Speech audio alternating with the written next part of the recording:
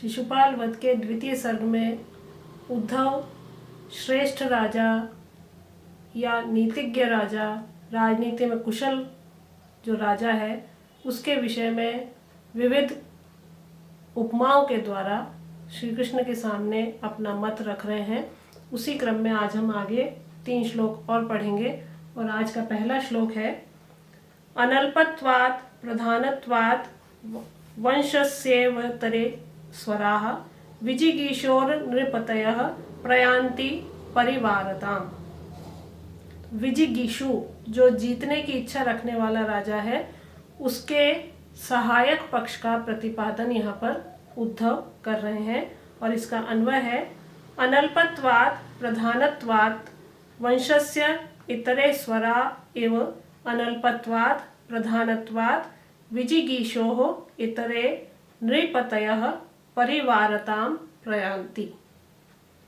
अनल्पत्वात् ऊंची आवाज वाला घना होने के कारण, प्रधानत्वात् और प्रधान आवाज के रूप में जो वाद्य यंत्र है उसके माध्यम से यहाँ पर समझा रहे हैं कि ऊंची आवाज वाला जो मुख्य आवाज के रूप में वंशस्य जो बांसुरी है उसके प्रति इतरे दूसरे स्वराह एव जो दूसरे स्वर जैसे सहायक हो जाते हैं, उसी प्रकार अनल्पत्वात् विविध शक्तियों से संपन्न होने के कारण, प्रधानत्वात् और प्रधान या आरक्षित होने के कारण, विजिगीषो विजय की कामना करने वाले राजा के इतरे जो दूसरे नृपतयः राजा लोग हैं, वे भी परिवारताम प्रयान्ति उसके सहायक हो जाते हैं या उसके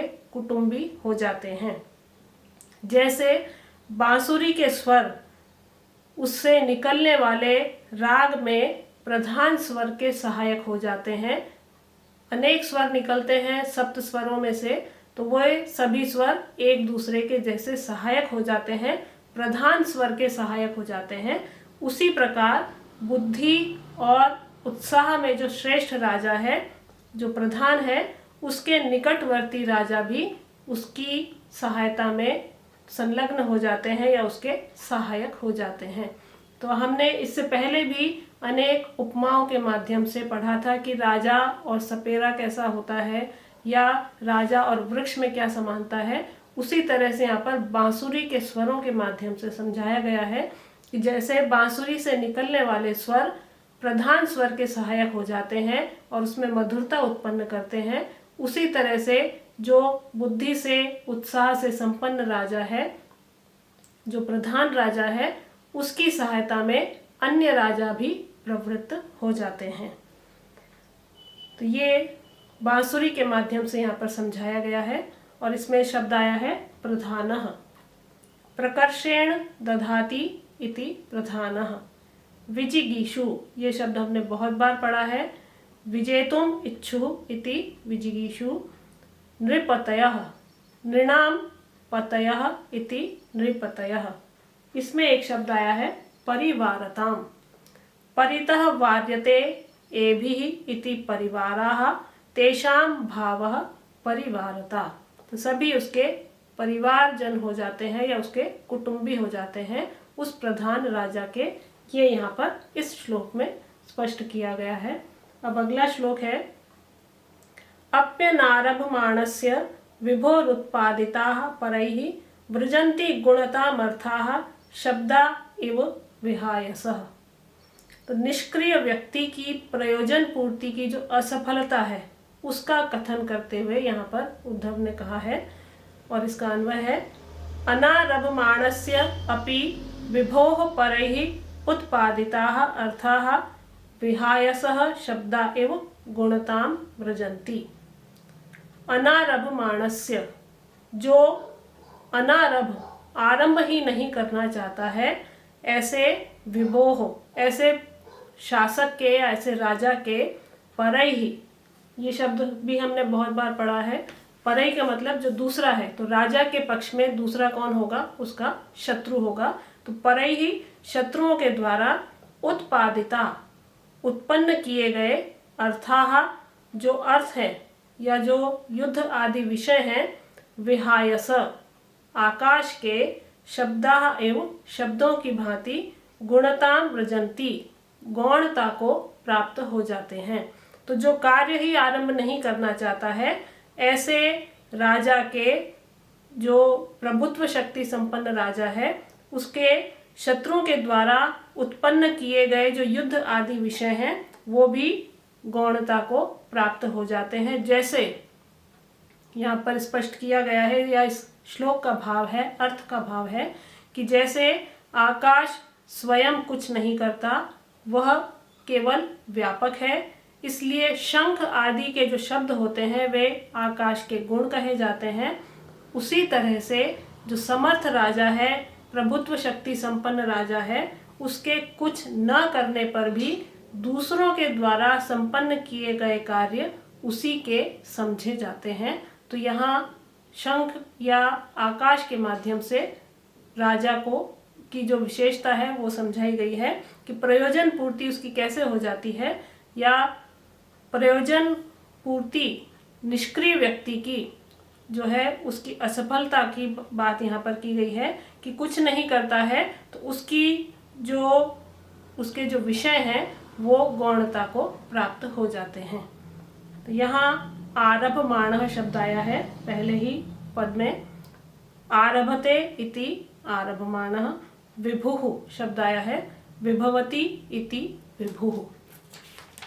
इसके बाद अगला श्लोक है, षाड्गुण्यमुपयुञ्जीत शक्त्यपेक्षो रसायनम भवन्त्यस्यैव मंगानि स्थास्नूनि बलवन्ति च। यहाँ राजा में जो षड्गुण है उन्हें औषधि की भांति बताया गया है और इसका अन्वय है, शक्त्यपेक्षः षाड्गुण्यम रसायनम उपयुञ्जीत एवं अस्य अंगानि स्थास्नूनि बलवन्ति च भवन्ति। शक्त्यपेक्षः शक्तियों की अपेक्षा रखने वाला। तो हमने पहले भी पढ़ा है कि 3 शक्तियां बताई गई हैं, प्रभु शक्ति, मंत्र शक्ति और उत्साह शक्ति। तो इन तीनों शक्तियों की अपेक्षा रखने वाला जो विजय की कामना करने वाला राजा है, षाड्गुण्यम 6 गुणों को, तो 6 गुण जो बताए गए हैं, संधि, विग्रह, यान, आसन, द्वैधी भाव और समाश्रय, इन 6 गुणों को रसायनम रसायन की भांति, औषधि की भांति उपयुंजित सेवन करे, उपयोगी समझकर इनका सेवन करे या इनसे ही अपने कार्य को सिद्ध करे। तो जो शक्तियों की अपेक्षा रखने वाला राजा है या जो जीतने की कामना करने वाला राजा है, वो इन 6 गुणों को रसायन समझकर या औषधि समझकर इनका उपयोग करे या इनका सेवन करे।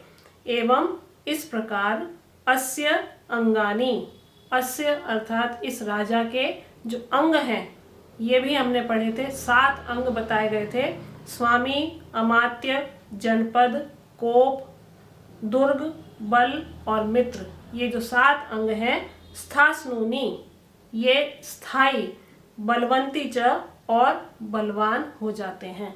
तो जो शक्ति संपन्न राजा है वो 6 गुणों का आश्रय लेकर अपने कार्य को सिद्ध करे या उन्हें औषधि समझकर उनका जब सेवन करता है तो उसके जो 7 अंग बताए गए हैं वो भी उसके स्थायी हो जाते हैं और बलवंती और अधिक बल को प्राप्त हो जाते हैं।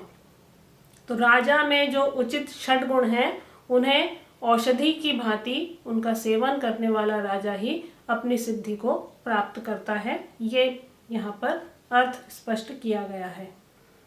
शक्त्यपेक्षः, इसमें शब्द आया है शक्तिम अपेक्षते इति, शक्त्यपेक्षः इसमें उपपद समास है। षाड्गुण्यम, षण्णाम गुणानाम भावः इति षाड्गुण्यम, इसमें द्विगु समास है। रसायनम, रसस्य अयनम इति रसायनम। बलवंती, प्रशस्तम बलम अस्ति एषाम इति बलवंती। तो यहाँ आज भी हमने उद्धव के कथनों के माध्यम से उन्होंने अलग अलग तर्क देकर राजा के कार्यों की जो उसकी सिद्धि है कैसे प्राप्त की जाए या उसके सहायक कौन कौन हो जाते हैं वो हमने इन श्लोकों के माध्यम से पढ़ा है। कहीं उन्होंने बांसुरी के माध्यम से बताया है और कहीं ये बताया है कि जो शक्ति संपन्न राजा है उसे 6 गुणों का भी आश्रय लेना चाहिए और उसे रसायन समझकर उसका सेवन करने वाला राजा ही बलवान भी होता है और उसके जो 7 अंग हैं वो भी स्थायी हो जाते हैं और वो निरंतर अपनी सिद्धि को या अपने लक्ष्य को प्राप्त करने में समर्थ होता है।